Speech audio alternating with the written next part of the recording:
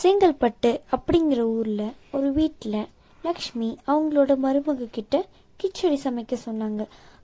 சமைச்சிடுறேன் அத்தை. கிச்சடி சமைச்சாச்சு. அப்பாடா. கணேஷ் கணேஷ் சாப்பிட வாங்க. அப்படியே அத்தையும் மாமாவையும் கூட்டிட்டு வாங்க. சரி சத்யா. அவன் அவனோட அம்மாவை கூப்பிட போனான். அம்மா அம்மா வாங்க சாப்பிடலாம். வரேன்பா, இரு உங்க அப்பாவையும் கூட்டிட்டு வரேன். என்னங்க வாங்க சாப்பிடலாம். அம்மா எனக்கு கொஞ்சம் வேலை இருக்கு, நீங்க அப்பாவை கூட்டிட்டு வாங்க. என்னங்க இன்னும் படுத்து தூங்கிட்டே இருக்கீங்க? எழுந்து ஃப்ரெஷ்அப் ஆயிட்டு சீக்கிரமா சாப்பிட வாங்க. அவங்க அவங்களோட புருஷனை தட்டி எழுப்பி பார்த்தாங்க. ஆனா அவங்க புருஷன் எழுந்திருக்கவே இல்லை. என்னங்க? அம்மா என்னாச்சு? அத்தை என்னாச்சு அத்தை? நம்மளை விட்டுட்டு அநியாயமா போயிட்டாரே. ஒரு வாரம் கழிச்சு அவங்க புருஷனோட காரியமெல்லாம் முடிஞ்சப்புறம் அவங்க 3 பேரும் கொஞ்சம் அழுகிறத நிறுத்தினாங்க. சத்யா, நான் ஆஃபீஸ் போயிட்டு வரேன். அவ ஏதோ வேலையா வெளியே போயிருக்காப்பா, நீ பத்திரமா போயிட்டு வா. கணேஷ் அவன் கார் எடுத்துட்டு ஆஃபீஸ்க்கு போகும்போது அவனுக்கு ஆஃபீஸ் மேனேஜர் கிட்ட இருந்து ஒரு கால் வந்துச்சு. ஏய் கணேஷ், ஆஃபீஸுக்கு சீக்கிரம் வா. இன்னைக்கு உனக்கு ஆஃபீஸில் ஒரு இம்பார்ட்டன்ட் மீட்டிங் இருக்கு, மறந்துட்டியா? சரி சார், நான் இப்போ ஆஃபீஸ் தான் வந்துட்டு இருக்கேன். இன்னும் ஒரு 5 மினிட்ஸில் வந்துடுவேன்.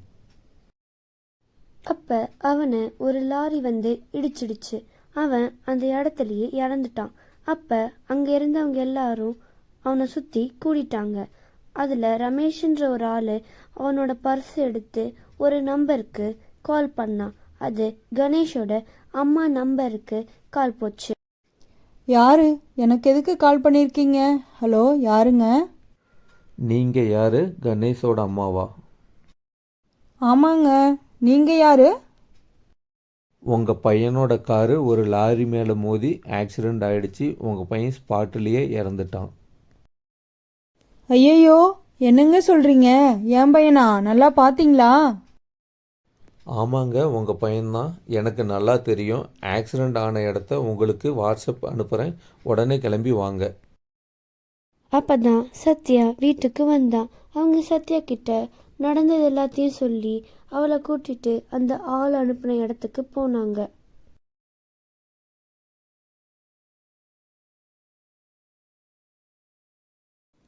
ஐயையோ,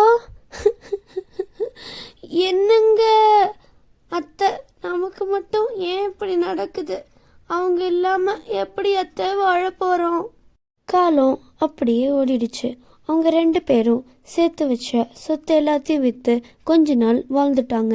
இனிமே அவங்க கிட்ட விற்கிறதுக்கு எதுவுமே இல்லை. அத்தை, ரொம்ப பசிக்குது அத்தை, சாப்பாட்டுக்கு வழியே இல்லையே. இப்ப என்ன அத்தை பண்றது? இப்ப நம்மளால எதுவுமே பண்ண முடியாதுமா.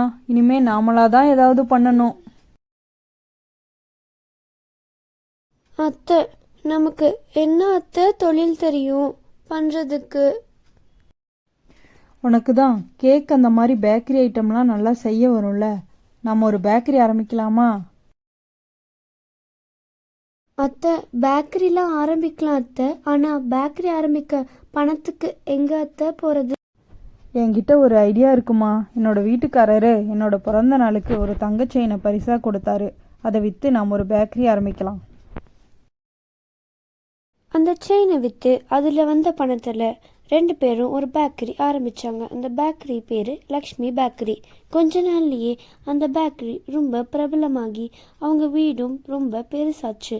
அவங்க 2 பேரும் ரொம்ப சந்தோஷமாக வாழ்ந்தாங்க.